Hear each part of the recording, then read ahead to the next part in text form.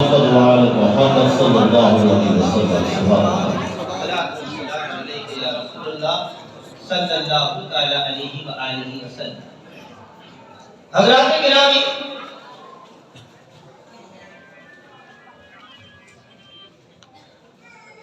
سورہ قصص کی جو آیت نمبر 56 ہے، جس میں رب ذوالجلال ارشاد فرماتا ہے کہ انک لا تہدی من احببت ولکن اللہ یہدی من یشاء وہو اعلم بالمہتدین۔ اب اس آیت کریمہ کے شان نزول میں چند دوسرے اہل بیت والے مفسرین نے تفسیر کرتے ہوئے اس شان نزول کو اس حدیث کی طرف لے گئے ہیں کہ جب مولا ابو طالب علیہ السلام اس دنیا سے رخصت ہوئے، آپ کی وفات ہوئی۔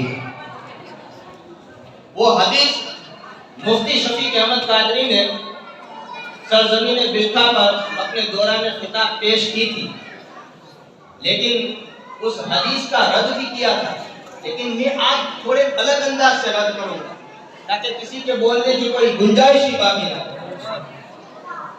وہ حدیث مبارکہ کیا ہے کہ اس حدیث کا آخری راوی ہے وہ سعید ابن مسیب ہے۔ کون ہے؟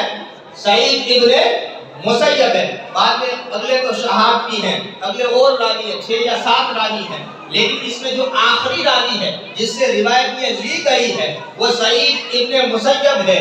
وہ کہتا ہے کہ جب حضرت ابو طالب علیہ السلام کے وفات کا وقت قریب آیا، آپ کے انتقال کا وقت قریب آیا، جب آپ اس دنیا سے رخصت کرنے لگے تو سرکار دو عالم صلی اللہ تعالی علیہ وآلہ وسلم تشریف لائے۔ جس وقت حضور تشریف لائے تھے اس وقت ابو طالب کے آس پاس ابو جہل ابن ہشام بھی موجود تھا، عبداللہ ابن ابی امیہ بھی موجود تھا۔ آقا قریب آئے، کہنے لگے قولوا لا الہ الا اللہ، اے میرے چچا کہہ لا الہ الا اللہ، پڑھ کلمہ لا الہ الا اللہ۔ اگر تو یہ کلمہ پڑھ لے گا تو میں قیامت کے دن خدا کی بارگاہ میں تیری سفارش کروں گا، بخشش کروں گا۔ اللہ اکبر۔ لیکن مولا ابو طالب علیہ السلام کے بارے میں گڑی ہوئی روایت میں بتایا جاتا ہے کہ بالکل سچ ہے ہی نہیں کہ مولا ابو طالب نے کلمہ پڑھنے سے صاف صاف انکار کر دیا، اور وہ کہنے لگے کہ میں اپنے دادا عبد المطلب، میں اپنے ابا حضرت عبد المطلب رضی اللہ تعالیٰ عنہ کے دین کے اوپر قائم ہوں اور اسی کے اوپر مقیم ہوں اور اسی کے اوپر میرا خاتمہ ہوگا۔ یہ اس روایات سے لیا جاتا ہے، لیکن اس کے آگے کے الفاظ ہیں اسی بخاری کے اندر جس میں ابو طالب کہتے ہیں کہ اے میرے پیارے بھتیجے محمد، اگر مجھے کفار مکہ کے طعنوں کا ڈر نہ ہوتا کہ یہ موت کے ڈر سے مسلمان ہو گیا تو میں ضرور تیری کلمہ پڑھ کر کے تیری آنکھوں کو ٹھنڈا کر دیتا۔ اب دیکھیے اس روایت کو باریکی سے سمجھیے اور سمجھنے کی کوشش کریں، بالکل ذہن کو حاصل رکھیں۔ روایت کس سے ہے؟ سعید ابن مسیب۔ بولو کس سے ہے؟ سعید ابن مسیب۔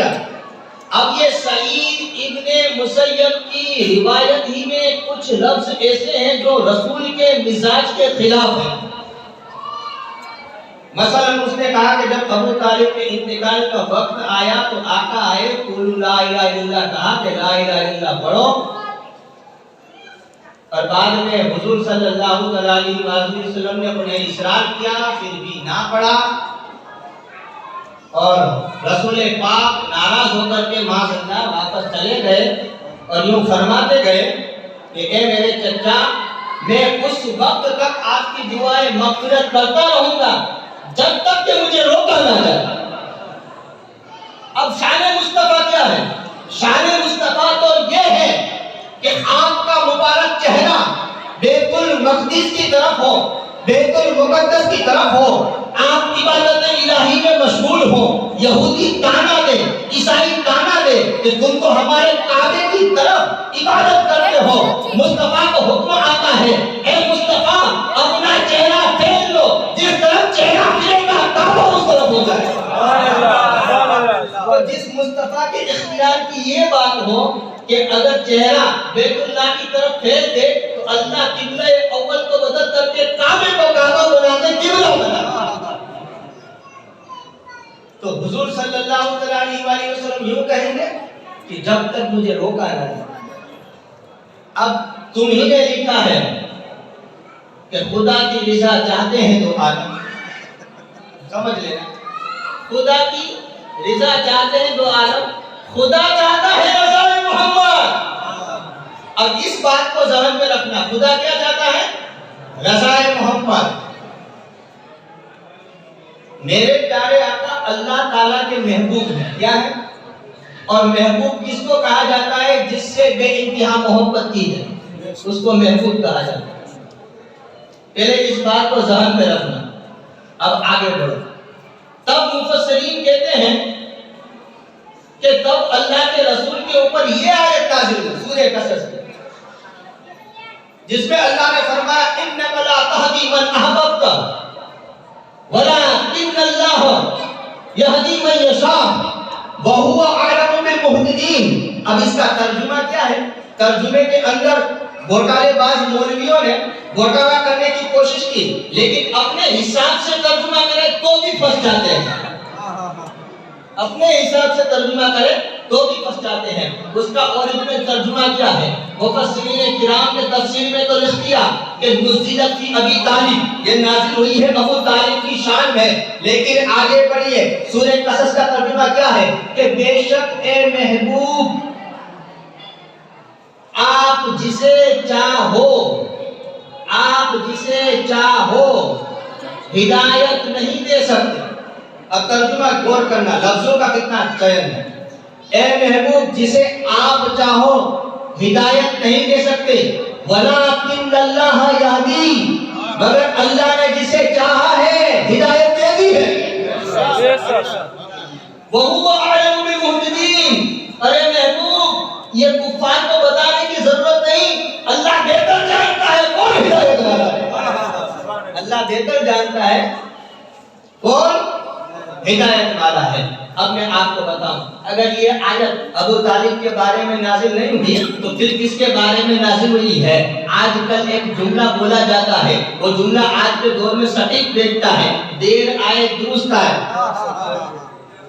ابھی غازی ملت کہے جانے والے، ڈبل ڈھولکی بجانے والے ایک بیان دیا، بیان سن کر کے دل خوش ہو گیا اور میں بھی کہنے پر مجبور ہو گیا کہ دیر آئے درست آئے، بھلے ڈبل ڈھولکی بجاتے ہیں لیکن دیر سے آئے درست آئے۔ ان کے دو جملے بڑے ہی اچھے لگے۔ انہوں نے اپنی تقریر کے اندر دوران تقریر میں کہا کہ اعلیٰ حضرت امام ابی طالب کے قائل نہیں ہیں، لیکن جو اعلیٰ حضرت کے اعلیٰ حضرت ہے وہ امام ابی طالب کے قائل ہیں۔ اور ایک جملہ کو بہت ہی پیارا لگا، اس میں آپ نے فرمایا کہ میدان محشر میں دیکھ لیں گے کہ علی آپ کے ساتھ ہے یا اپنے باپ کے ساتھ۔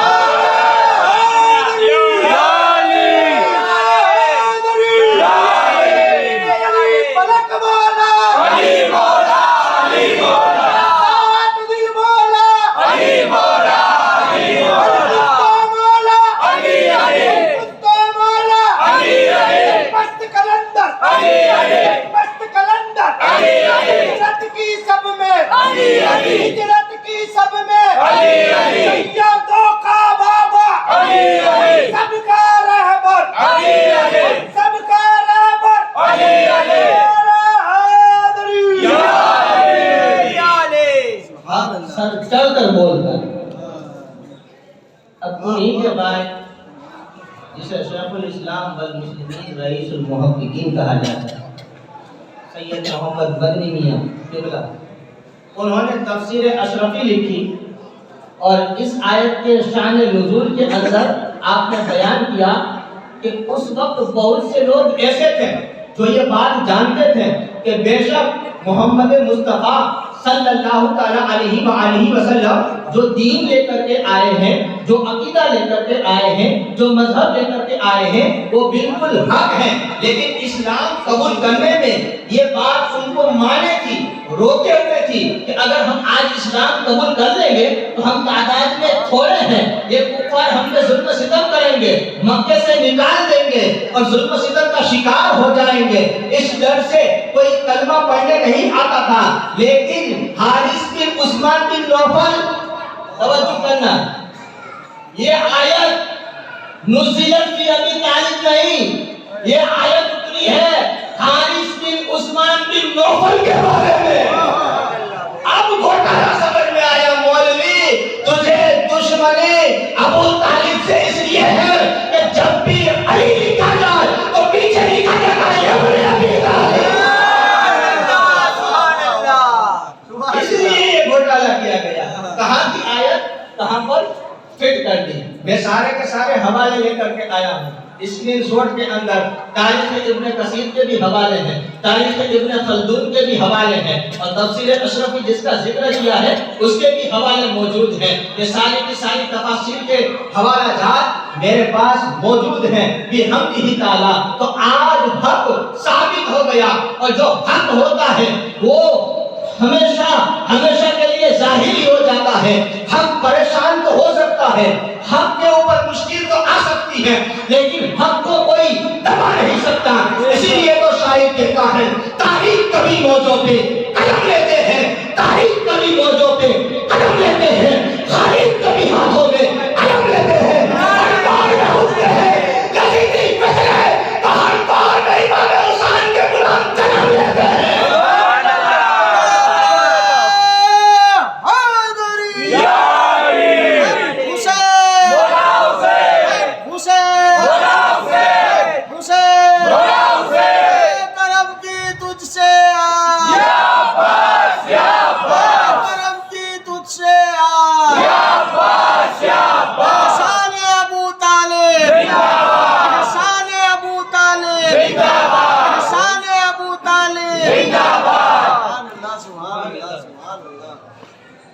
اب یہ تو ہو گئی آیت کریمہ کی بات، جس سے دلیل دیتے تھے کہ ابو طالب کے بارے میں نازل ہوئی۔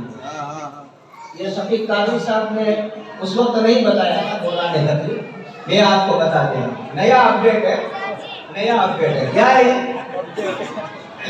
یہ لوگ ہم سے پوچھتے رہتے ہیں کہ بھائی یہ نیا نکالتے ہیں، مولانا پبلک کو سمجھاتے ہیں، نیا نکالتے رہتے ہیں، نیا نکالتے رہتے ہیں، نیا نکالتے ہیں۔ ارے بھائی نیا نہیں نکالا، جو تم نے دبایا تھا وہ حق اب ظاہر ہو رہا ہے، کیونکہ جب حق قریب آئے گا کوئی تو مہدی تشریف لائیں گے۔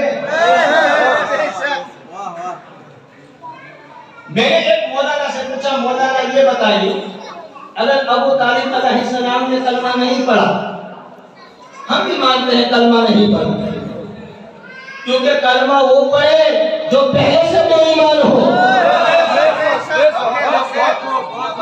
کلمہ وہ پڑھے جو پہلے سے بے ایمان ہو۔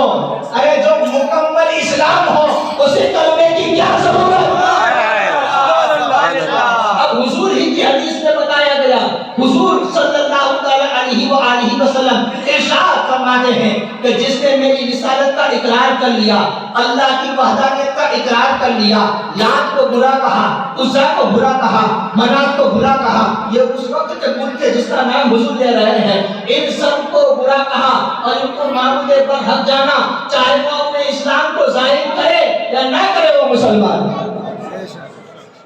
اب یہ مولانا لوگ شاہ ولی اللہ محدث دہلوی کا بہت ذکر کرتے ہیں، اہل حدیث بھی مانتے ہیں، دیوبندی بھی مانتے ہیں، اور اپنے یہاں کے بنے بنائے ہوئے TCS کہے جانے والے سنی بھی مانتے ہیں۔ شاہ ولی اللہ محدث دہلوی ایک کتاب کے اندر آپ لکھتے ہیں کہ اگر کسی کے بارے میں 99 ایسی باتیں جو کفر کی طرف جاتے ہیں اور ایک بات اگر اسلام کی طرف جاتی ہو تو وہ مسلمان ہے، یہ عام مسلمان کے لیے اصول ہے اور اس کو مانتے ہیں فقہ حنفی، لیکن ابو طالب کے لیے ایک نہیں دو نہیں ہزاروں دلیل ہیں، لیکن پھر بھی نہیں مانتے۔ کیوں نہیں مانتے؟ کیونکہ جب بھی لکھا جائے علی تو پیچھے کیا ہوگا؟ اب یہ دوسرے صحابہ، بہت سے صحابہ تھے جن کے باپ کافر تھے یا نہیں؟ کسی کا ذکر کرتے سنا کہ یہ کافر ہے؟ اچھا آپ ایک بات بتا دیں کہ اگر مولا ابو طالب کافر ہوتے ہیں تو ان کے رد قرآن میں کوئی سورہ بھی نازل ہوتی، جیسے کہ سورہ لہب نازل ہوئی۔ ابو لہب بھی تو حضور کے چچا تھے، کبھی کسی نے ابو لہب کے کفر کے بارے میں شک کیا؟ نہیں، ہم بھی کہتے ہیں کافر، لیکن ابو طالب مومن تھے، مومن ہیں اور مومن رہیں گے۔ وہ مومن اعظم ارب و عجم ہے۔ اگر ابو طالب مومن نہیں تو روئے زمین پر کوئی مسلمان۔ ہم جو یہ جلسہ سجاتے ہیں، یہ محفلیں سجاتے ہیں، یہ ہمارے ایمان کا تذکرہ ہے، یہ ہمارے ایمان کا تقاضا ہے۔ ہم اپنے ایمان کا اظہار کر رہے ہیں، ذکر کر رہے ہیں، کیونکہ کل ایمان کے باپ کا تذکرہ اہل ایمان ہے، اہل اسلام ہے۔ کل ایمان کے باپ کا تذکرہ اہل اسلام ہے، اہل ایمان ہے۔ کچھ مسلمان کہتے ہیں کافر ہے وہ، کافروں نے کہا وہ مسلمان ہے۔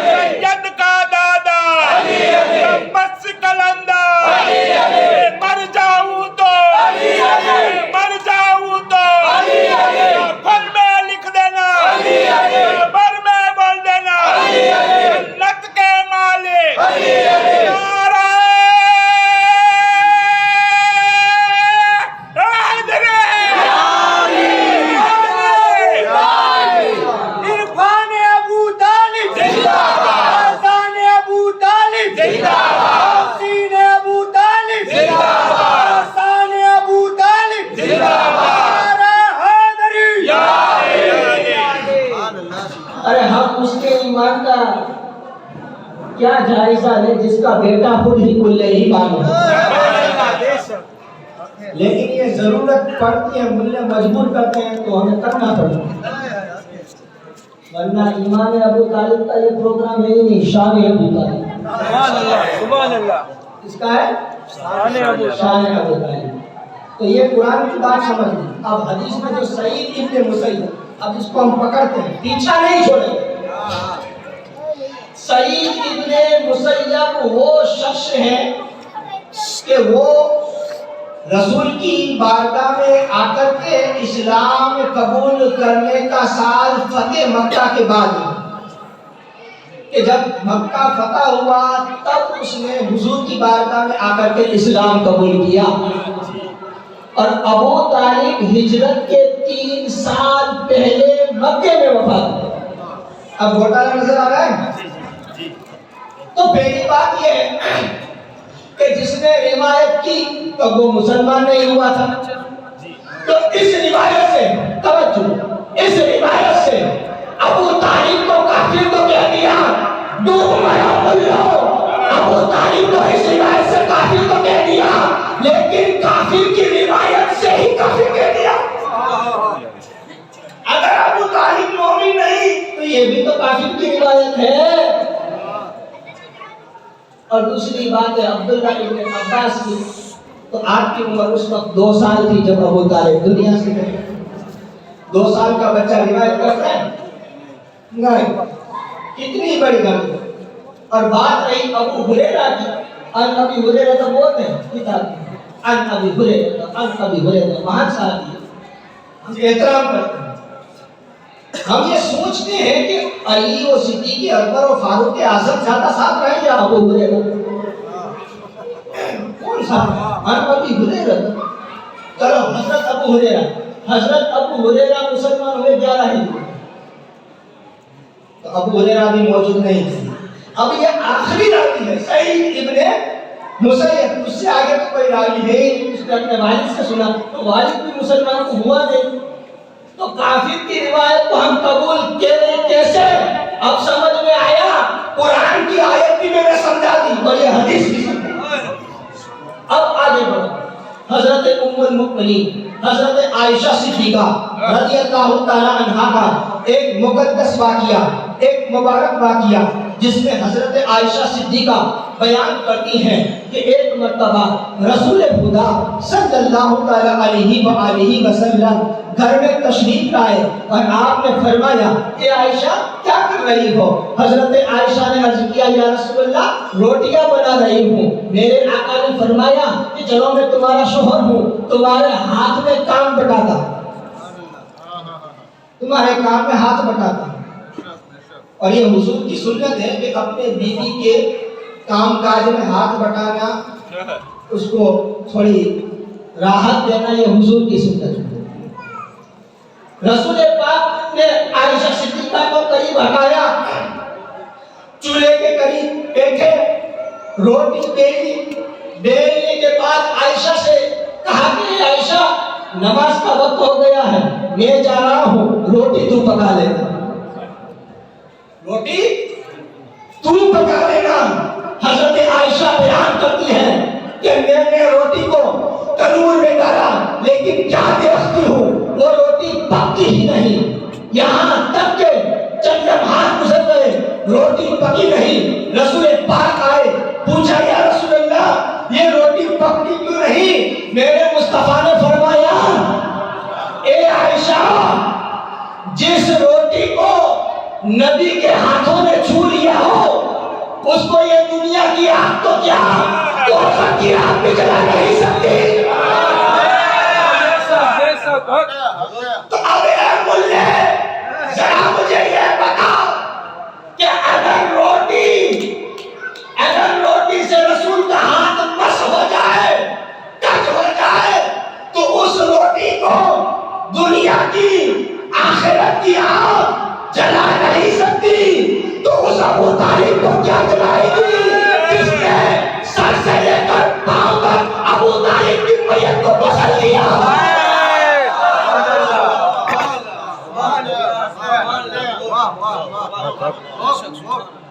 اور ایک دوسرا واقعہ ملے اچھل اچھل کر بیان کریں، ملے مطلب یہ تو ہمارے محب اہل بیت سادات ہیں، ان کا بھی کہنا ملے اچھل اچھل کر انس بن مالک کے دسترخوان والا واقعہ بیان کرتے ہیں۔ حضرت انس بن مالک نے صحابہ کی دعوت کی، صحابہ کرام دعوت میں آئے، جب سب کھا چکے، دسترخوان میلا ہو چکا تھا، داغ دھبے پڑ گئے تھے، حضرت انس نے اس دسترخوان کو آگ کے بھرے ہوئے تنور میں ڈال دیا۔ صحابہ دیکھ کر حیران، کپڑا کوئی آگ میں ڈالتا ہے؟ نہیں ڈالتا ہے۔ دھونے کے لیے کیا کرتا ہے؟ اس زمانے میں مٹی سے دھوتے تھے، آج کل صابن سے دھوتے ہیں، لیکن حضرت انس نے اپنا دسترخوان آگ میں ڈالا تو تمام صحابہ حیران ہوئے، لیکن تھوڑی دیر کے بعد کیا دیکھتے ہیں کہ اس دسترخوان کو آگ سے باہر نکالا تو وہ صاف و سفید ہو چکا تھا۔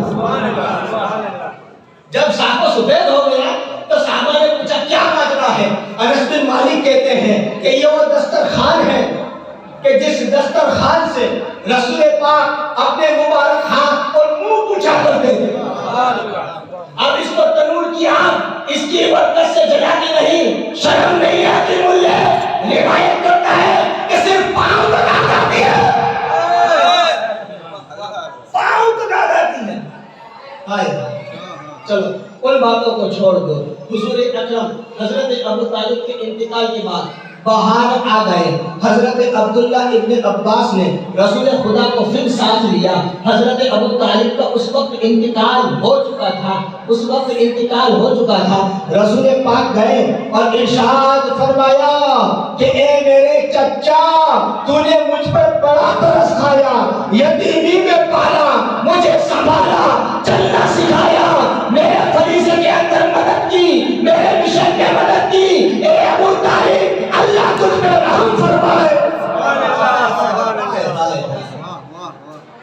یہاں تو دشمن اہل بیت کو دعا دیتے کہ اے اللہ تو اس کو حاکم مہدی بنا دے، تو ایک روایت پکڑ لیتے، عقل مندرا اشارہ کافی۔ اللہم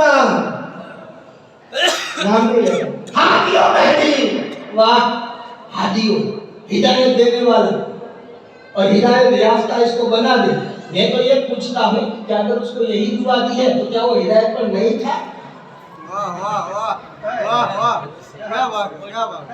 پوائنٹ ورنہ ہوتا ہے point notes, point to be notes, اتنی انگریزی تو کہ ہدایت کے لیے دعا ایک طرف یہ ہے جس کے باپ کو، جس کے دادا کو تم نے رضی اللہ عنہ کے مبارک خطاب سے، مبارک ٹائٹل سے، یہ ٹائٹل دے کر کے ٹائٹل کا اپمان کر دیا ہے۔ اسی کے برعکس ایک علی ہے، ترتر بولو سبحان اللہ۔ علی شیر خدا کرم اللہ تعالی وجہ کریم کہ جن کے بارے میں میں نے یہ شعر پڑھا، کیا بتاؤں حق سے کیا رشتہ ابو طالب کا ہے۔ حق تو علی ہے اور علی بیٹا ابو طالب کا۔ اب یہاں سے سمجھنا یہ ہے کہ حق علی ہے، مطلب یہ ہے کہ میرے پیارے سرکار نے ہر کسی کے لیے جب دعا کی، صحابہ کے لیے دعا کی، تو اللہ کی بارگاہ میں یوں عرض کیا کہ اے اللہ ان کو حق دے دے، غلط کر بولو، اے اللہ ان کو حق دے دے، راہ حق دے دے، صراط مستقیم دے دے، ستیہ مارگ درشن دے دے، ابو بکر کو حق دے دے، فاروق اعظم کو حق دے دے، عثمان غنی کو حق دے دے، طلحہ کو حق دے دے، زبیر کو حق دے دے، سعد کو حق دے دے، ثابت کو حق دے دے، عمار کو حق دے دے، بلال کو حق دے دے، میرے صحابہ کو حق دے دے، اور حق کو علی دے دے۔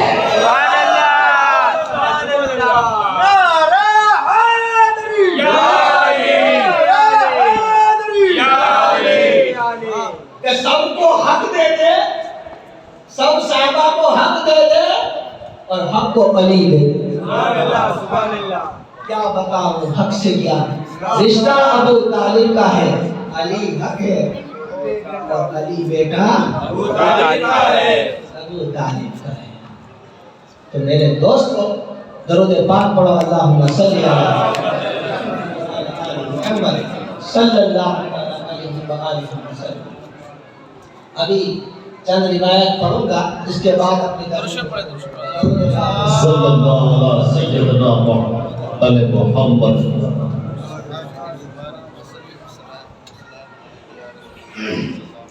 تاریخ ابن کثیر میں حافظ ابن کثیر رحمۃ اللہ تعالی علیہ، جو اپنے وقت کے مشہور مورخ بھی ہیں اور چند لوگوں نے لکھا ہے کہ آپ محدث ہیں، اتہاسکار بھی ہیں اور حدیث لانے والے بھی ہیں،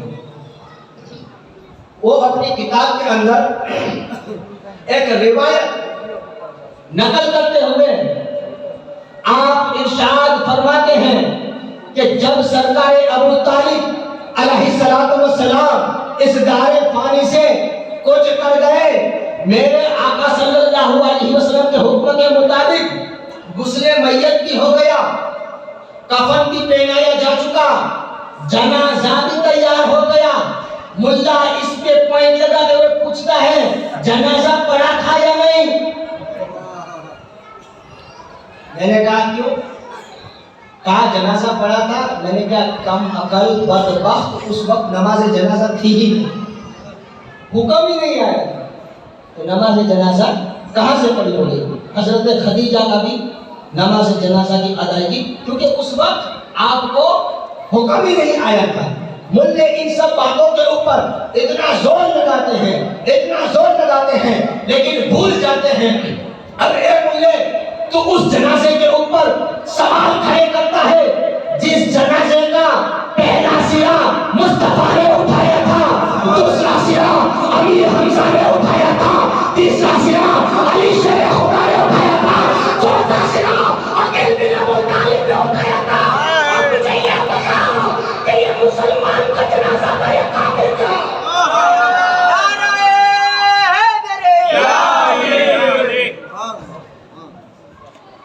آگے مصطفیٰ، امیر حمزہ، عقیل ابن ابی طالب، جعفر ابن ابی طالب۔ اب میں آپ کو بتاؤں، یہاں سے ہم گھاٹی لوگ جنازہ لے کر کے نکلے تو لوگ کیا کہیں گے کہ میت ہے یہ مومن ہے، مسلمان کہیں گے کریں۔ ابھی جس جنازے کے اندر نور ایمان ہو، جس جنازے میں کل ایمان ہو، جس جنازے میں سید الشہداء ہو، اور جس جنازے کے اندر جعفر طیار جو جنت میں پرواز کرتے ہو، سارے کے سارے جنتی اور معذاللہ جہنمی، یہ کبھی ہو سکتا ہے؟ نہیں ہو سکتا ہے۔ ارے تو ان کی بات کرتا ہے، سن علی وہ ہے جس کے لیے آقا نے فرمایا تھا کہ اے علی سن، انا مدینۃ العلم و علی بابها، میں علم کا شہر ہوں تو اس کا دروازہ ہے، میں حکمت کا شہر ہوں تو اس کا دروازہ ہے۔ اگر علم شریعت چاہیے تو علی کے در سے ملے گا، طریقت چاہیے تو علی کے در سے ملے گی، معرفت چاہیے تو علی کے در سے ملے گی، حقیقت چاہیے تو علی کے در سے ملے گی۔ آگے سرکار نے فرمایا، اے علی جنت میں وہی جائے گا جس کو تو اجازت دے گا۔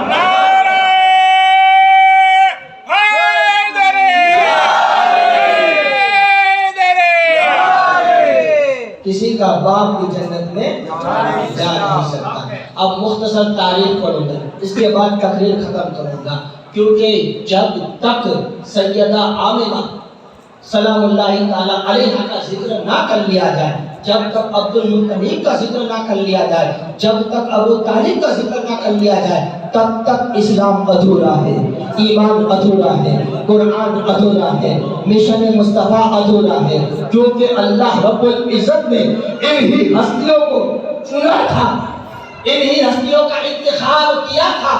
اسی لیے تو اللہ نے فرمایا کہ ان اللہ اصطفیٰ آل عمران جمیعا، کہ بے شک ہم نے چن لیا تمام عالم پر آل عمران۔ کس کو چن لیا؟ کس کو بولو؟ آل عمران۔ بعض لوگوں نے تھوڑا پھاکا ٹھوکتے ہوئے کہا گجراتی بھاشا میں منوں نے کہ بھائی ابو طالب کا نام عمران نہیں تھا۔ میں نے کہا پتا ہے، عبد مناف بھی تھا۔ ایسے مت سمجھو کہ ہم کو پتا نہیں، پتا ہے عبد مناف بھی تھا اور عمران بھی۔ اور میں آپ کو بتاؤں کسی کو پتا نہیں ہوگا عبد مناف تھا، پتا ہے کسی کو؟ کسی کو معلوم ہے؟ حضرت عمران کا معلوم ہے، لیکن آپ کا نام عبد مناف، تاریخ کی روشنی میں، اور زیادہ تر نام مشہور عمران ہی ہے۔ تو اللہ نے فرمایا ہم نے ان کو چن لیا، کس کو؟ آل عمران کو۔ اب ہستفا نستفا یہ چنے ہوئے کے معنی میں آتا ہے کہ جس کا انتخاب ہو جائے، جس کو چوٹ لیا جائے۔ ہم کہتے ہیں چوٹڑی میں چٹائی کیا، چھاپے لا۔ تو یہ ان اللہ استفا، ہم نے چن لیا آل عمران کو۔ اسی لیے تو میں نے کہا مصطفیٰ کو مصطفیٰ سا نام جس نے دے دیا۔ اب آیا سمجھ میں؟ مصطفیٰ کو مصطفیٰ سا نام جس نے دے دیا، ڈھونڈ وہ ملا، اسی نے کلمہ ابو طالب کا، ڈھونڈ وہ ملا، اسی نے کلمہ ابو طالب کا ہے۔ تو اللہ نے آل عمران کو گیا. اب یہاں پر مولانا لوگ کی تعریف کرتے ہیں عمران حضرت موسیٰ کے والد کا ذکر ہے. میں نے کہا یہ اچھی بات. اب پوری کی پوری تاریخ اسلام میں ہمیں 3 عمران ملتے ہیں حضرت آدم سے لے کر رسول خدا تک. کتنے عمران؟ 3. کتنے بولو؟ 3. ایک حضرت موسیٰ علی نبینا علیہ الصلوۃ والسلام کے والد اور دوسرے حضرت مریم کے والد مریم بنت عمران اور تیسرے علی شیر خدا کے بابا نبی کے چچا اور بڑے ابا. یہ بھی آپ کو بتا یہ چچا مشہور ہے نا, یہ اکثر بڑے بڑے علماء کو یہ نہیں معلوم. یہ چچا در حقیقت آپ چچا نہیں تھے بلکہ بڑے ابا, لیکن ہماری ظاہری بھاشا میں بولا جاتا ہے نا کہ باپ کا انتقال میں چچا ہی بولتے ہیں, انکل شبد بولتے ہیں. اور بہت سے تو بہت سی سنسکرتی ایسی ہے کہ جس کے اندر باپ کو بھی بھا کہا جاتا ہے. کچھ ہے بھائی کے موٹا ہو تو بھائی باپ نہیں کہتے. تو حضور صلی اللہ علیہ وآلہ وسلم آپ کو چچا بھی کہتے ہیں. اگر آپ در اصل رشتے میں بڑے ابا ہوتے ہیں. حضرت عبداللہ سے آپ بڑے. اور حضرت ابو طالب کے 4 بیٹے. کتنے؟ ایک تو ہے طالب ابن ابو طالب, کبھی سنا نہیں ہوگا. ایک ہے جعفر بن ابو طالب, ایک ہے عقیل بن ابو طالب اور سب سے چھوٹے ہیں علی بن ابو طالب. اب حضور کی 4 بیٹیاں, سب سے چھوٹی فاطمہ, یہاں سب سے چھوٹے علی, بیٹی ہے خدا کے گھر کی. دونوں کا ملن ہوا. شاعر نے کہا یہ نکاح اس لیے ہوا تھا کہ موجود نہ تھا سایہ شاہ شکر اس نور کی جگمگاتی ذات حسنین. تمثیل نے اس سائے کے 2 حصے کیے, آگے سے بڑے حسن آگے سے بڑے حسین. یہ حکمت تھی. تو 3 عمران. اب اللہ رب العالمین نے قرآن مجید میں سورہ بقرہ کے فوراً بعد سورہ آل عمران کو رکھا. ترتیب جو حضرت عثمان غنی نے کی ہو یا اور اصحاب کی غلط بات ہے, لیکن سورہ بقرہ کے ساتھ ساتھ سورہ آل عمران کا ذکر ہے. اور میں آج کو بتا دوں یہ دونوں جڑی ہوئی صورتیں, اس میں کامن باتیں ہو رہی ہیں. کیسی باتیں؟ اس کو جڑی ہوئی صورتیں, یہ الگ صورت نہیں ہے. سورہ بقرہ اور سورہ آل عمران یہ کوئی الگ صورت نہیں ہے. یہ علماء سمجھتے ہیں, آپ کی سمجھ میں نہیں آئے. اس میں ایک ہی بات کا بیان ہے. اس میں بنی اسرائیل کا بھی ذکر ہے, اس کے اندر حضرت موسیٰ, حضرت ابراہیم, حضرت اسحاق اور دیگر بنی اسرائیل کے انبیاء کا بھی ذکر ہے, اور اس کے اندر بعض واقعات کا بھی ذکر ہے, اور اس کے فوراً بعد سورہ آل عمران ہے. اب سورہ آل عمران آتے آتے اللہ کہتا ہے میں نے چن لیا آل عمران کو تمام عالمین پر. مطلب یہ ہے کہ میں نے آل عمران کو ساری دنیا پر فضیلت دے دی. دڑک کر بولو سبحان اللہ. اور اللہ نے قرآن میں سورہ عمران نازل نہیں کی, آل عمران نازل کی. اللہ نے فرمایا میں نے آدم کو چن لیا, اولاد آدم نہیں کہا, اولاد آدم نہیں کہا. میں نے نوح کو چن لیا, آل نوح نہیں کہا. میں نے پیغمبروں کو چن لیا, لیکن یوں نہیں کہا کہ میں نے ان کی آل کو چن لیا.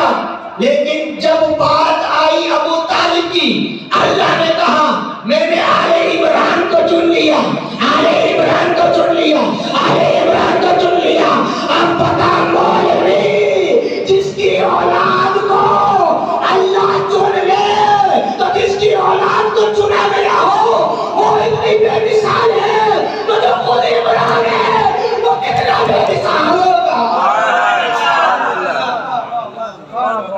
وہ کتنا بے مثال ہے. اب یہاں پر حضرت موسیٰ کے والد حضرت عمران ہو نہیں سکتے, کیونکہ اللہ نے فرمایا ہے کہ میں نے آل عمران کو سارے عالم کے اوپر جمع کر دیا, فوقیت دے دی. اب اس کو سپورٹ کرتی ہوئی ایک آیت قرآن میں آتی ہے, الیوم اکملت لکم دینکم واتممت علیکم نعمتی. یہ آیت کب نازل ہوئی؟ غدیر خم کے قریب نازل ہوئی. دڑک کر بولو سبحان اللہ. تمام طریقہ ہے. اب یہ بتا, یہ آیت نازل ہوتی ہے, اللہ کہتا ہے کہ آج ہم نے تمہارے لیے تمہارے دین کو مکمل کر دیا ہے اور اپنی نعمت تمام کر دی. اب اس کو سمجھنا تو پڑے گا نا کہ تمہارے لیے تمہارے دین کو مکمل کر دیا, یعنی اب کوئی پیغمبر نہیں آئے گا, رسول نہیں آئے گا, کوئی رسول نبی پیغمبر نہیں آئے گا اور اپنی نعمت تمام کر دی. اب یہ نعمت کس کو کہتے ہیں؟ ہم جو غذا کھاتے ہیں یہ بھی ایک نعمت ہے, آسمان سے بارش برسنا یہ نعمت ہے, ہماری اولاد ہونا ایک نعمت ہے, ہمارا دنیا میں آنا بھی ایک نعمت ہے. لیکن یہاں پہ جس نعمت کا ذکر ہو رہا ہے وہ نعمت ہے, اور نعمت کا معنی ہوتا ہے کہ جس سے انسانیت کو فائدہ پہنچے. نعمت کا معنی کیا ہوتا ہے؟ جس سے انسانیت کو فائدہ پہنچے. اب توجہ رکھنا, مکمل ایسی تقریر ہوگی کہ تقریر کے بعد تکرار کی ضرورت ہی نہیں ہوگی. تو نعمت کس کو کہا جاتا ہے؟ جس سے انسان کو فائدہ پہنچے, اور سب سے بڑا فائدہ کیا ہے؟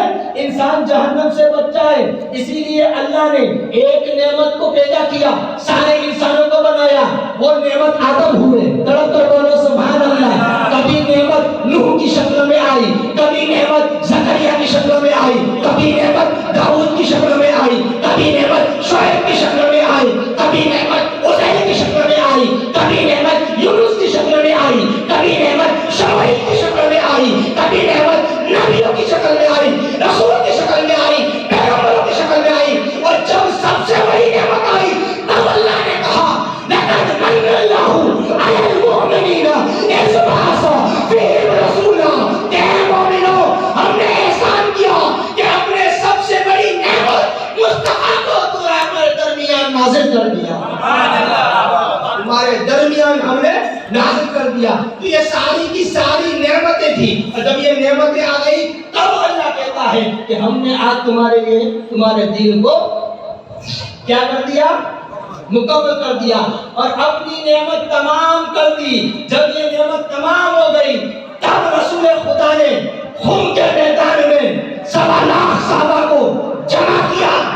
دھوپ ہے, جسموں سے پسینہ نکل رہا ہے, صحابہ پسینے سے شرابور ہے, لیکن رسول خدا نے کہا اس دبتے ہوئے سورج کے نیچے رکو. صحابہ سوچ میں ہیں کہ رسول پاک صلی اللہ علیہ وآلہ وسلم نے ہم کو بیٹھنے کا حکم کیوں نہیں دیا, کھڑا رہنے کا کیوں کہا ہے؟ اللہ کے رسول صلی اللہ علیہ وآلہ وسلم نے علی کو بلایا, اے علی ادھر آؤ, اے ابن ابی طالب ادھر آؤ. علی کو قریب میں کھڑا کیا, مبارک ہاتھ لیا, اور آپ نے ایک لفظ جو اکثر تاریخ میں لکھا کہ ھذا علی, یوں کہہ رہے ہیں, کیسے کہہ رہے ہیں؟ ھذا علی وانا تارکم فیکم الثقل, کتاب اللہ و حکمتہ. میرے صحابہ یاد رکھنا, ان قریب میرا خدا مجھے بلا لے, میں اس دنیا سے رخصت ہو جاؤں, نور سے ملنے چلا جائے. یاد رکھنا, میں دنیا میں جو چیز چھوڑ جاتا ہوں, قرآن اور اہل بیت, قرآن اور اہل بیت, ان کے دامن کو تھامے رکھنا, کبھی گمراہ نہ ہو جائے. بعد میں رسول پاک نے ہاتھ پکڑے رکھا تھا, ہاتھ بلند کیا اور فرمایا من کنت مولا ہوں فھذا علی مولا, میں جس کا مولا ہوں علی بھی اس کا مولا ہے.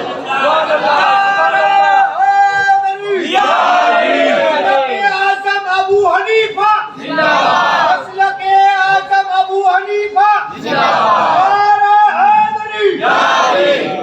اب یہ اعلان ہو گیا, مطلب یہ تھا کہ میرے بعد کوئی نعمت نہیں آئے گی, کیونکہ مجھ سے پہلے ایک نعمت تھی جس نے میری حفاظت کی, ایک نعمت تھی جس نے میری کفالت کی, ایک نعمت تھی جس نے میری پرورش کی, ایک نعمت تھی جس نے قدم قدم پر ساتھ دیا, ایک نعمت تھی جس نے کفار سے بچایا, ایک نعمت تھی کہ جس نے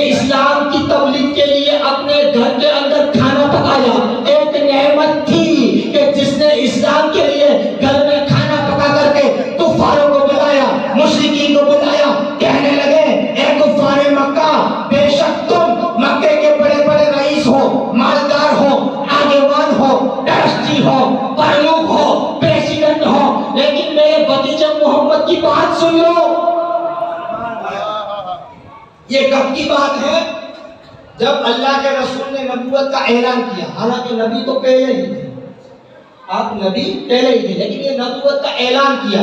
और पहला ऐलान वैसे नबूवत का नहीं हुआ, लेकिन मौलाना एक फाका ठोकता है कि कोहे सफा पर हुआ। कहाँ पर?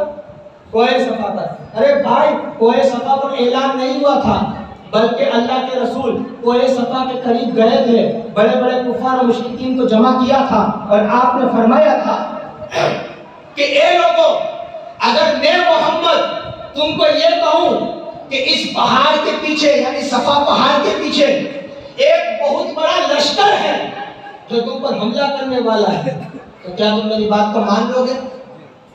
ये हुजूर ने पूछा था, क्योंकि हुजूर को सब जानते थे कि मोहम्मद झूठा हो नहीं सकता। ऐलान नबूवत नहीं किया था, अपने नबी होने का ऐलान नहीं किया था, लेकिन सब जानते थे मोहम्मद झूठ नहीं बोल सकता। आपको उस वक्त अबू जहल सादिकुल अमीन बुलाता, अबू लहब कहता था सादिकुल अमीन, वादे के सच्चे, जबान के सच्चे, और कभी भी तिजारत में आपने खयानत नहीं की, और जिसकी तिजारत करते उसमें बरकत हो जाती।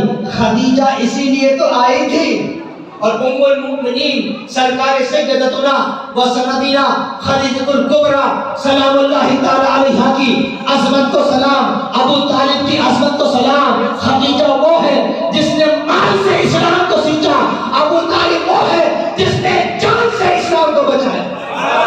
रसूल की जान है इमरान है, इमरान है। रसूल की जान है इमरान है, इमरान है। रसूल की जान है इमरान है, इमरान है। तो कोई सफा पर ये ऐलान हुआ था। बाद में हुजूर ने फरमाया कि तुम मुझे झूठा नहीं कहोगे? कहा कि नहीं हरगिज़, हम तेरी बात को मान लेंगे। कहा कि फिर चलो अबू तालिब के घर दावत है। अली को बुलाया अबू तालिब ने, कहा कि ए अली, मेरे भतीजे तेरे भाई मुस्तफा जो कह रहे हैं वो करो, बकरे ज़बह करो, खाने का एहतमाम करो, मुश्रिकीन को बुलाओ, मोहम्मद कुछ कहना चाहता है। हाय हाय हाय, हुजूर सल्लल्लाहु अलैहि वसल्लम की उस दावत को इस्लाम की भाषा में दावत जुल अशिया कहा गया। क्या कहा गया? दावत जुल अशिया। जब सब आ गए, सब इकट्ठे बैठ गए, एक तरफ अबू लहब है, अबू जहल है, उमैया बिन खल्फ पे बड़े बड़े कुफार बैठे हुए। कहा कि क्या बात है अबू तालिब, आज दावत का एहतमाम किया है, हमने सुना है मोहम्मद कुछ पैगाम देना चाहता है सल्लल्लाहु अलैहि वसल्लम, कि सरकार दो आलम कुछ पैगाम देना चाहते हैं। कहा कि मेरे भतीजे की बात सुन। उन्होंने कहा कि एक कुफार कुरैश, ए रईसान मक्का, मैंने आपको कोई सफा पर पूछा था कि अगर मैं यूं कहूं कि इस पहाड़ के पीछे एक लश्कर है जो तुम पे हमला करेगा तो मेरी बात मानोगे? कहा कि हाँ बेशक मानेंगे, क्योंकि तुझसे सच्चा पूरे अरब में कोई नहीं। कहा कि अब मेरी बात सुनो, मैं अल्लाह का नबी हूँ, आखिरी पैगंबर हूँ, रसूलों का रसूल हूँ। अल्लाह की इबादत करो, वहदानियत का इकरार करो, काबे में जितने भी बुत हैं निकालो।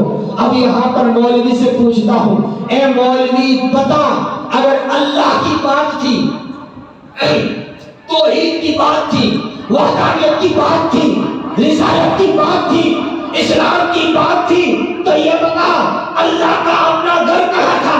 कहाँ? मक्के में। बोलो सुभान अल्लाह। अबू तालिब का घर कहाँ था?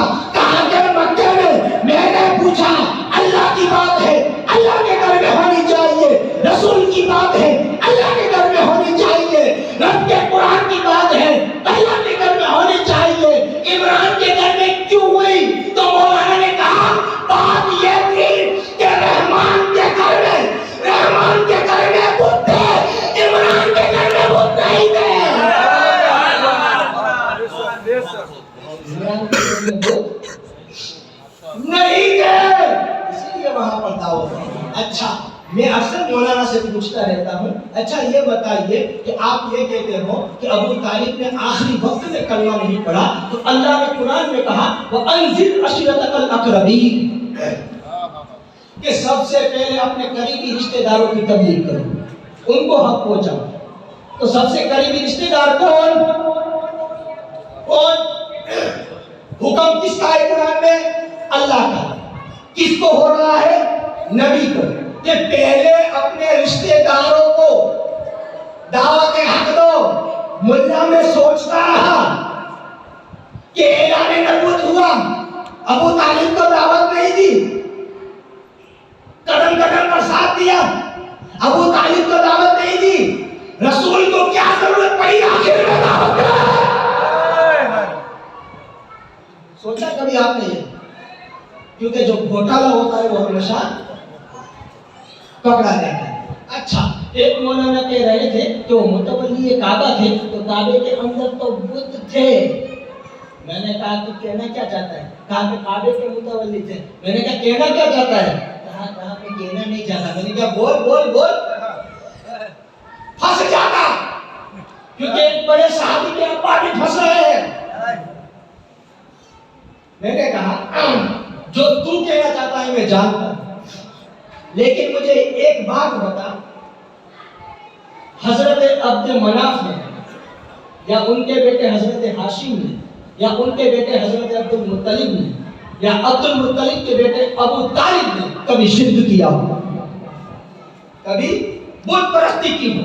ایک مرتبہ مکے میں قحط پڑ گیا، دکاڑ آ گیا، دشکار ہو گیا، بارش نہیں ہو رہی تھی، مکے کے بڑے بڑے رئیس جمع ہوئے اور سب نے کہا کہ سب لوگ اپنے اپنے قبیلے کے بت لے آنا، کیونکہ ہر ایک کا بت الگ الگ تھا، ہر ایک کا بت الگ الگ تھا۔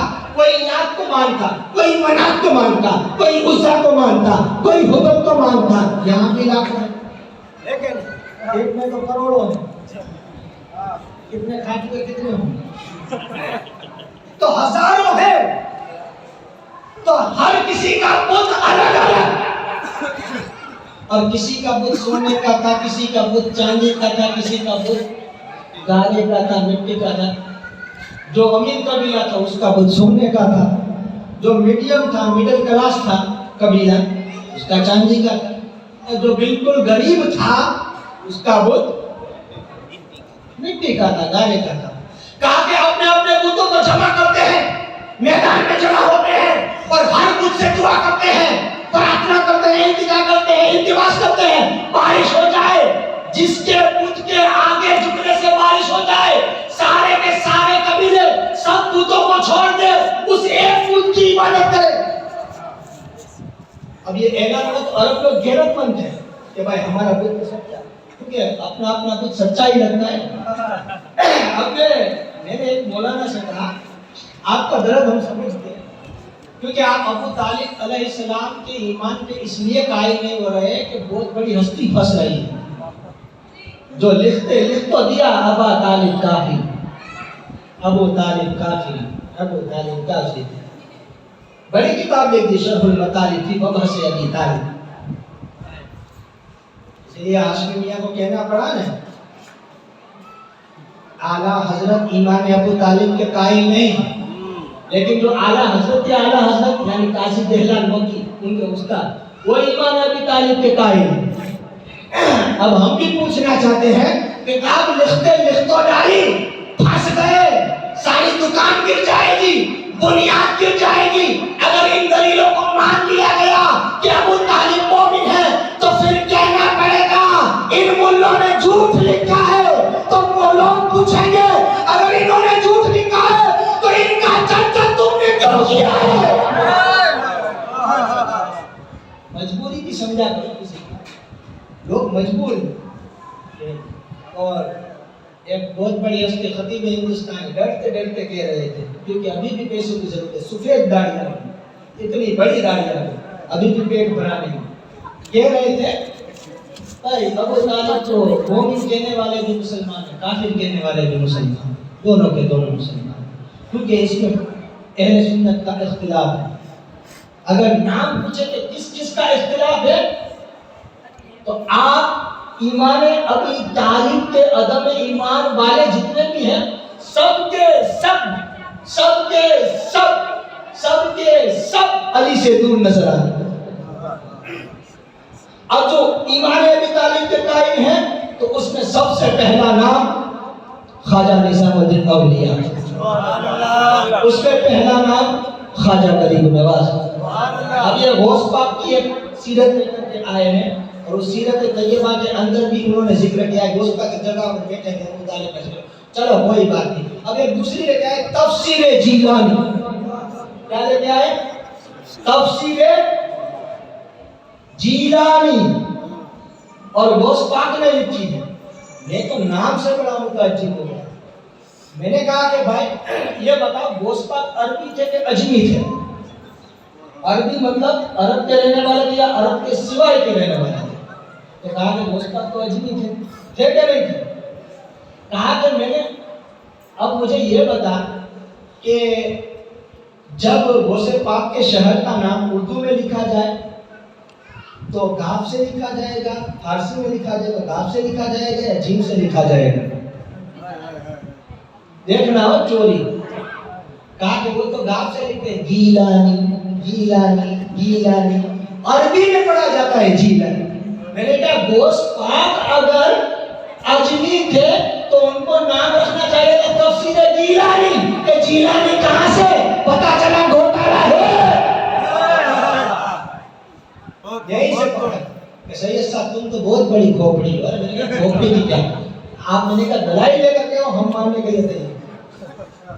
تو تفسیر جیلانی نکالی اور اس میں بھی اس آیت کو کوٹ کیا جس آیت سورہ قصص کا میں نے ذکر کیا ہے۔ اب اس آیت کے اندر ایک سب سے بڑی بات پوشیدہ ہے۔ یہ ترجمہ کیا کرتے ہیں کہ اے محبوب تم اس کو ہدایت نہیں دے سکتے جس سے تم محبت کرتے ہو۔ توجہ رکھنا۔ اب یہ بتوں والا واقعہ میں تقریب کو یہاں سے وہاں کیوں لے جا رہا ہوں تاکہ آپ کو پوری بات سمجھ میں آ جائے۔ واقعے کو ایک طرف رکھ دو۔ آؤ اب یہ آیت کریمہ کا ترجمہ کرتے ہیں۔ میں نے کیا ترجمہ کیا؟ اے محبوب تم اسے ہدایت نہیں دے سکتے جسے تم چاہو مگر اللہ ہی ہدایت دے رہا ہے، اور اللہ محتدین کے بارے میں جن کو ہدایت مل گئی ہے وہ جانتے ہیں۔ اب انہوں نے ترجمہ کیا اے محبوب آپ ان کو ہدایت نہیں دے سکتے جس سے تم بولو محبت کرتے ہو۔ میں نے کہا پھنس گیا مولوی، پھنس گیا۔ اب میں مشکات کی حدیث تیرے گلے کا پھندا بناؤں گا۔ رسول نے فرمایا لا یؤمن احدکم حتی اکون احب الیہ من والدہ وولدہ والناس اجمعین۔ تم میں سے اس وقت تک کوئی مومن نہیں ہو سکتا جب تک کہ اپنے ماں باپ سے زیادہ، اپنی اولاد سے زیادہ مجھ سے محبت نہ کر لے۔ اب مجھے یہ بتا یہ ساری کی ساری کوالٹی ابو طالب میں ہے کہ نہیں؟ یہ ساری کی ساری باتیں ابو طالب میں ہے کہ نہیں؟ پہلی بات تو الزامی جواب بھی دوں گا، لیکن ذرا آپ سوچئے، ذہن لگائیے کہ اپنے ماں باپ سے زیادہ ابو طالب کو رسول پاک عزیز تھے، وہ ولدی ہی اپنے بیٹوں سے زیادہ۔ اور حد تو یہ تھا کہ جب کفار و مشرکین سے خطرہ تھا کہ دین آ جائے تو علی کو سناتے کہ محمد کو دین نہ لگ جائے تو یہ اپنی اولاد سے زیادہ۔ تم میں سے اس وقت تک کوئی مومن نہیں ہو سکتا جب کہ اپنے ماں باپ سے زیادہ، اپنی اولاد سے زیادہ، والناس اجمعین اور سارے لوگوں سے زیادہ۔ ابو لہب تھا، چھوڑ دیا ابو طالب نے۔ ابو جہل رشتہ دار تھا، چھوڑ دیا ابو طالب نے۔ عتبہ رشتہ دار تھا، چھوڑ دیا ابو طالب نے۔ تو اپنے ماں باپ سے زیادہ، اپنے بیٹوں سے زیادہ رشتہ داروں کو قربان کر دیا ابو طالب نے۔ پتا چلا کہ اس حدیث کی تینوں کوالٹی ابو طالب میں موجود ہے۔ اب اے اللہ مجھے ذرا یہ تو بتا کہ تو یہ کہتا ہے اس وقت تک کوئی مومن نہیں ہوتا جب تک کہ حضور سے محبت نہ کر لے۔ مطلب یہ ہے کہ جس نے بھی نبی سے محبت کی ہے وہ مومن ہے۔ ابو بکر نے محبت کی، صدیق اکبر ہو گئے۔ فاروق اعظم نے محبت کی، فاروق اعظم ہو گئے۔ حضرت عثمان نے محبت کی، عثمان غنی ہو گئے۔ یہ سارے کے سارے مومن ہو گئے۔ تو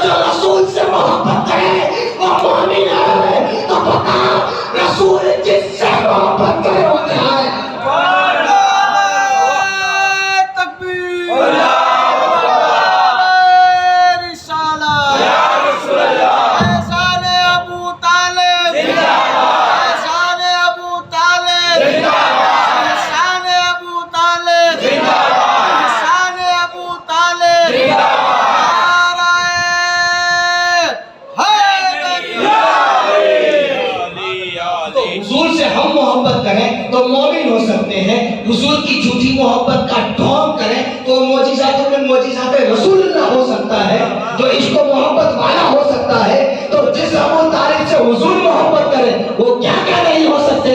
ارے حضور کی محبت تو یہ ہے, محمد کی محبت دین حق کی شرط اول ہے. اگر ہو اس میں خامی تو سب کچھ نامکمل ہے. جان و ایمان کی جان ہے حب مصطفیٰ, بے حب مصطفیٰ مردود ہے ذکر خدا, اور سجدہ کرنا ہے تو یوں کرو, یہ سر سجدے میں ہو تیرا, یہ سر خدا کے واسطے, یہ دل مصطفیٰ کے واسطے.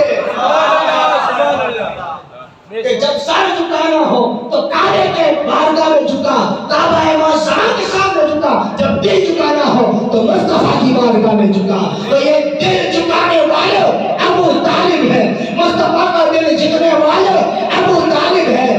ارے جب مدینے کے اندر میرے نبی نے دعا کی تھی, بارش برسی تھی, اللہ کے رسول نے کہا تھا للہ در ابو طالب, کہ اگر آج میرے چچا ابو طالب ہوتے تو میری اس معجزے کو دیکھ کر کے ان کی آنکھیں ٹھنڈی ہو جاتی. کہاں پہ دعا کی تھی حضور نے؟ مدینے. اب مکے میں کون کر رہا ہے؟ سب آ گئے. واقعہ ذہن میں ہے کہ نہیں؟ گھما پھرا کر اس لیے کہہ رہا ہوں کہ موضوع سے بھٹکو نہیں, تاکہ مکمل گفتگو ہو جائے. کیونکہ رستے کے ارد گرد کانٹے بھی ہوتے ہیں. ہم روڈ پہ چلتے ہیں تو ہوتے ہیں نا سین بستر آئے, ہاتھ لا اٹھاؤ, ایما کانٹا, اعتراض کا پنجہ لگتا ہے, متولی ہے کانٹا. آپ کعبے کے متولی تھے, اس میں بت تھے, آپ نے کلمہ کا اظہار تو نہیں کیا تھا, یہ نہیں کیا. یہ اعتراض والے کانٹے سب ہیں, اس لیے سنبھل کر کرنا. اچھا, تمام لوگوں نے مشورہ کر لیا, اور ایک شخص جو کھڑا ہوا, جو قبیلہ بنی اسد کا تھا, کھڑا ہو گیا اور کہنے لگا کہ بھائی ہم سب تو اپنے اپنے بت میدان میں لے آئیں گے, دعا کریں گے بارش کی, لیکن ابو طالب کے پاس کون سا بت ہے؟ ابو طالب کے پاس کون سی ایسی بت ہے؟ کس خدا کو مانتے؟ ابو طالب کے پاس آئے, کہا ابو طالب بارش نہیں ہو رہی, ہم نے فیصلہ کیا ہے کہ اپنے اپنے قبیلے کے بتوں کو لے جائیں گے اور یک کے بعد دیگر ایک دوسرے کے بعد دوسرے سے ہم مانگیں گے, جس کے ذریعے بارش ہو جائے پورا قبیلہ, پورا عرب, سارے قبیلے اسی کی عبادت کریں اور سارے بتوں کو چھوڑ دیں گے. اے ابو طالب, آپ کا بھی کوئی بت ہے؟ ابو طالب مسکرائے, فرمایا کوئی بات نہیں, میں بھی آ جاؤں گا. ہائے ہائے, تمام لوگ میدان میں جمع ہو گئے اور میدان میں اپنے اپنے بت بھی لے آئے, لیکن ابو طالب نہیں آئے. انتظار ہو رہا ہے ابو طالب کے گھر کا. اللہ اکبر, تمام کی نظریں ابو طالب کے گھر پر ہے. ابو طالب کا دروازہ کھلا, کندھے پر اس کو دیکھا جس کے بارے میں اللہ نے کہا وَالضُّحَىٰ وَاللَّيْلِ إِذَا سَجَىٰ مَا وَدَّعَكَ رَبُّكَ وَمَا قَلَىٰ. وَالضُّحَىٰ والے چہرے کو دیکھا, آپ کے مبارک کاندھوں پہ 8 سال کے مصطفیٰ بیٹھے ہیں. ہائے ہائے, کیونکہ جب حضرت آمینہ سلام اللہ تعالی علیہا کا انتقال ہوا تھا تب آپ کی عمر 4.5 یا 5 سال کی تھی یا 6 سال کی تھی. اس کے بعد حضرت عبد المطلب نے آپ کو پالا. عبد المطلب کا انتقال ہو گیا تو ابو طالب کی کفالت میں 6 سال کی عمر سے آیا. اللہ اکبر, 8 سال کی عمر میں رسول خدا کو ابو طالب نے اپنے کندھوں پر بٹھایا ہوا ہے. میدان میں آئے, بتوں کو لائن میں دیکھا. واقعہ بہت لمبا چوڑا ہے, صرف مقصود بیان کروں گا. میدان کے اندر لائن میں بت کھڑے کیے ہیں. ابو طالب نے کہا کہ بتوں کی عبادت ہو گئی. کہا کہ ہاں. کہا کسی کی عبادت کرنے کی وجہ سے کچھ ہوا؟ کہا کہ نہیں ہوا. اللہ اکبر, ابو طالب نے 8 سال کے چھوٹے سے محمد مصطفیٰ کے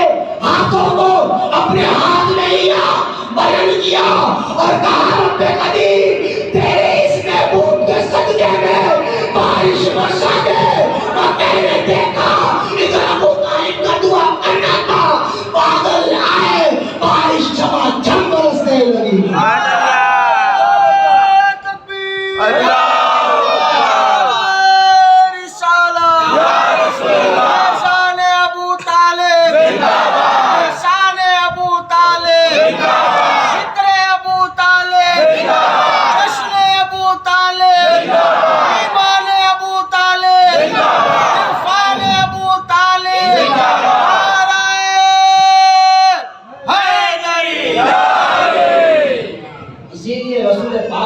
جب مدینے میں بارش کے لیے دعا کی، بارش جھماجھم برسی، تو مدینے میں مصطفیٰ نے کہا کہ ابو طالب نے میرے وسیلے سے دعا کی تھی، بارش برسی تھی، اگر آج بھی یہ بارش برس رہی ہے تو ابو طالب آج اگر میرے سامنے ہوتے تو ابو طالب کی آنکھیں ٹھنڈی ہو جاتی کہ جس ابو طالب نے مکے میں قحط کے دور میں بارش کی دعا کی تھی، ان کی دعا کی برکت سے بارش برسی تھی، آج انہی کا بھتیجا مصطفیٰ دعا کر رہا ہے۔ اس لیے مصطفیٰ نے کہا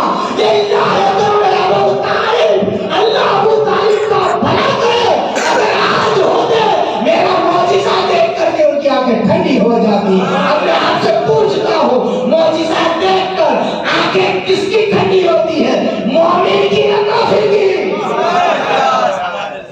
معجزے تو ابو جہل نے دیکھے، کلمہ پڑھا نہیں پڑھا، دامن اسلام میں آیا نہیں آیا، اس کی آنکھیں ٹھنڈی ہوئی نہیں ہوئی۔ تو پتہ یہ چلا معجزہ دیکھ کر کے جس کی آنکھیں ٹھنڈی ہو جائے وہ ابو طالب علیہ السلام کی ذات ہے۔ اب یہاں سے سوچنا یہ ہے کہ جب 8 سال کے مصطفیٰ کے نبوت کا اعلان تو ہوا نہیں تھا، آپ نے اپنے نبی ہونے کا اظہار کیا تو نہیں تھا، اب تک تو آپ کے اوپر حکم بھی نہیں آیا تھا، تو پھر ابو طالب کو کس نے بتایا کہ یہ خدا کا محبوب ہے؟ میں بتاتا ہوں کس نے بتایا، کیونکہ جب عبد المطلب کا انتقال ہو گیا تو حضور صلی اللہ علیہ وآلہ وسلم ابو طالب کی کفالت میں آ گئے، اور ویسے بھی جب عبد المطلب حیات تھے تو حضرت ابو طالب کے ساتھ رسول پاک مکے سے باہر جایا کرتے، اور جب بھی ملک شام یعنی آج کے سیریا کے اندر تجارت کرنے جایا کرتے تھے، بیپار کرنے جایا کرتے تھے، تو ابو طالب مصطفیٰ کو ساتھ ساتھ دیتے تھے۔ ایک مرتبہ ابو طالب ملک شام کے سفر کے لیے حضور کو لے کر کے ملک شام پہنچے، دوران سفر میں ایک بحیرہ راہی جس کا نام بحیرہ تھا، بحیرہ راہب مطلب کہ بنی اسرائیل کا دھرم گرو، اس کا پادری، اس نے جب رسول کریم کو، ان کی عمر اس وقت 9 سال کی ہو چکی تھی، حضور کو دیکھا تو کیا دیکھتا ہے کہ حضور چلے آ رہے ہیں، بادل پر سایہ کیے جا رہا ہے، حضور چلے آ رہے ہیں، بادل کا سایہ ہوتا ہی چلا جا رہا ہے۔ جیسے ہی اس نے اس معجزے کو دیکھا تو اس نے ابو طالب کو کہا کہ اے ابو طالب، آج میرے کلیسے میں ٹھہر جاؤ، میں اپنی طرف سے دعوت کرنا چاہتا ہوں۔ اس بحیرہ راہب کے بارے میں مشہور تھا کہ سب سے بڑا کنجوس آدمی بحیرہ راہب تھا، کسی کو کچھ کھلاتا پلاتا نہیں تھا، اتنا کنجوس۔ ابو طالب آتے جاتے، ہمارے یہاں بلکھا کے نوجوان بھی گاؤں کی پھیری میں جاتے تو پتہ تو ہوتا ہے کہ کس گاؤں میں کیسے لوگ ہیں، یہ شخص کیسا، یہ شخص پتہ تو ہوتا ہے۔ حضرت ابو طالب سوچ پہ پڑ گئے کہ ہم اتنی مرتبہ آئے، کبھی اس نے یہ نہیں کہا کہ آج کھانا میری طرف سے، میرے کلیسے میں کو آج کیوں؟ تو حضرت ابو طالب نے اپنے ساتھی دار جتنے لوگ تھے 4-5 ان کو ساتھ لیا، اور اپنے جو تجارت کا سامان تھا اس سامان کو حضور کے حوالے کیا اور کہا کہ اے محمد مصطفیٰ صلی اللہ علیہ وآلہ وسلم، آپ اس سامان کی دیکھ بھال کرنا، ہم اس کے کلیسے میں جائیں گے، گرجے میں جائیں گے، کھانا کھائیں گے اور تمہارے لیے کھانا لے کر کے آ جائیں گے، تب تک ہمارے مال پر پہرا دینا۔ یہ ہوتا ہے کہ نہیں؟ ہم باہر جائے تو کسی کو بٹھا کر جاتے ہیں کہ یہ ہمارا مال ہے، کہیں چوری نہ ہو جائے، کوئی لے نہ جائے۔ اللہ اکبر، میں یہ پوچھنا چاہتا ہوں، جو ابو طالب مصطفیٰ کا نوالا کھائے بغیر کھاتا نہ ہو، جب ابو طالب بیٹھے علی پاس ہو، دوسرے بیٹے پاس ہو، تو آپ فرمائے اے علی رک جا، نوالا مت لینا، محمد کو شروع کرنا۔ آج بھی ابو طالب پہلے کھانے جا رہے ہیں، پتہ ہے مسئلے کیا تھے؟ کیونکہ ابو طالب کو شک تو تھا کہ آج کی یہ دعوت ہماری وجہ سے تو ہے نہیں، محمد مصطفیٰ کی وجہ سے، اس کو چھوڑ کر جب گئے دعوت کے اندر دسترخوان بچھا، راہب نے پوچھا وہ چھوٹا سا بچہ کہاں ہے؟ چھوٹا سا بچہ کہاں ہے؟ کہا کہ ان کو تو ہم نے مال کی دیکھ بھال کے لیے چھوڑ دیا ہے۔ تو اس نے کہا کہ بھائی اسی کے لیے تو یہ دعوت کی ہے، سبحان اللہ، تم کو دیکھ کر کے دعوت نہیں کی۔ اللہ اکبر۔ ابو طالب نے پوچھا بات کیا ہے؟ کہا کہ پہلے ان کو لے کر کے آؤ، پھر میں آپ کو بتاتا ہوں، پوری ایمانداری کے ساتھ میں بتاؤں گا۔ اللہ اکبر۔ حضرت ابو طالب حضور کو لے کر کے آئے، حضور صلی اللہ علیہ وسلم نے کھانے میں شرکت کی۔ کھانا کھانے کے بعد بحیرہ راہب نے ایک کمرے میں بلایا، ابو طالب کو بلایا اور مصطفیٰ کریم کو بھی بٹھایا اور ارشاد فرمایا کہ اے ابو طالب سن لو، ہم نے جو تورات و انجیل میں آخری نبی کی نشانیاں پڑھی ہے یہی وہ احمد مصطفیٰ ہے، اور میں نے جو ان کے معجزے دیکھے ہیں یہی وہ محمد مصطفیٰ ہیں، اور ان کی وجہ سے مکے کے بڑے بڑے کفار بھی آپ کے دشمن ہو جائیں گے اور یہود و نصارہ بھی آپ کے دشمن ہو جائیں گے، کیونکہ یہودیوں کو پتا ہے آخری نبی آ گئے ہیں، لہٰذا وہ اپنے مفاد کے لیے، اپنے مطلب کے لیے، اپنی دھرم کی بھکتی چلانے کے لیے، اپنے آپ کو ہمیشہ ہمیشہ کے لیے دھرم گرو کہلوانے کے لیے آخری نبی کو نہیں آنے دینا چاہتے۔ یہ ان کی ایک ناپاک کوشش ہے۔ میں بھی ایک عیسائی ہوں، لیکن میں کہتا ہوں ان کی حفاظت میں کوئی کسر باقی نہ رکھنا۔ اللہ اکبر۔ ابو طالب کہتے ہیں واللہ محافظ محمد، اللہ کی قسم آج سے محمد کا محافظ ہو۔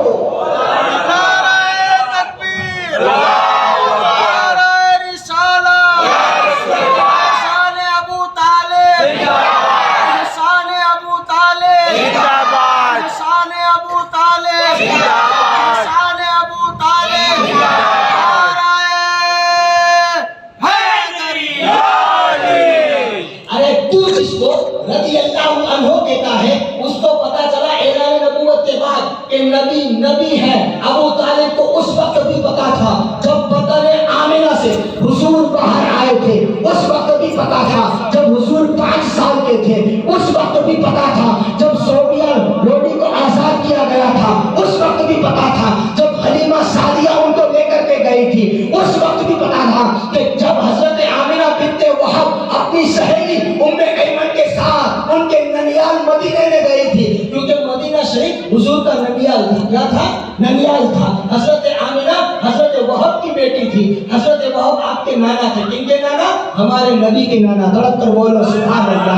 تب بھی ابو طالب کو پتا تھا عبد المطلب کی کفالت پہ آئے، تب بھی ابو طالب جانتے تھے ابو طالب علیہ السلام کو عبد المطلب نے سونپا، تب بھی ابو طالب کو سب کچھ پتا تھا، آپ کو معرفت تھی۔ اسی لیے تو سید علی بن حمدانی العرجی الحسینی نے اپنی کتاب المودۃ فی القربہ صفحہ نمبر 162 کے اوپر کیا لکھا؟ آپ نے فرمایا کہ ایک مرتبہ حضرت جبرائیل حاضر ہوئے۔ دھڑک کر بولو، تقریر کے آخری مرحلے پر دھڑک کر بولنا سبحان اللہ۔ حضرت جبرائیل حاضر ہوئے اور عرض کیا کہ اے اللہ، اللہ تم کو سلام فرماتا ہے اور اللہ نے ان کے آتش دوزخ حرام کر دی ہے کہ جس صلب نے آپ کو اٹھا کے بدن آمنہ میں اتارا، جس صلب نے مطلب پیٹھ میں، جس صلب نے آپ کو اٹھایا اور جس بدن نے آپ کو سموئے رکھا اور جس نے پالا، اللہ نے اس کا آتش دوزخ حرام کر دی۔ ارے بولے اب تم مان جاؤ کہ عبد المطلب بھی مومن ہے، عبداللہ بھی مومن ہے، آمنہ بھی مومن ہے، ابو طالب بھی مومن ہے۔ ہم تو صرف اتنا ہی کریں گے، اگر نہیں مانے گا کہ ابو طالب والے ہیں ہم کو مٹانے کون آئے گا؟ ابو طالب والے ہیں ہم کو مٹانے کون آئے گا؟ عقیدت کے چراغوں کو بجھانے کون آئے گا؟ غلامان ابو طالب ہم دیکھیں گے محشر میں، وہاں پر کفر کے فتوے لگانے کون آئے گا؟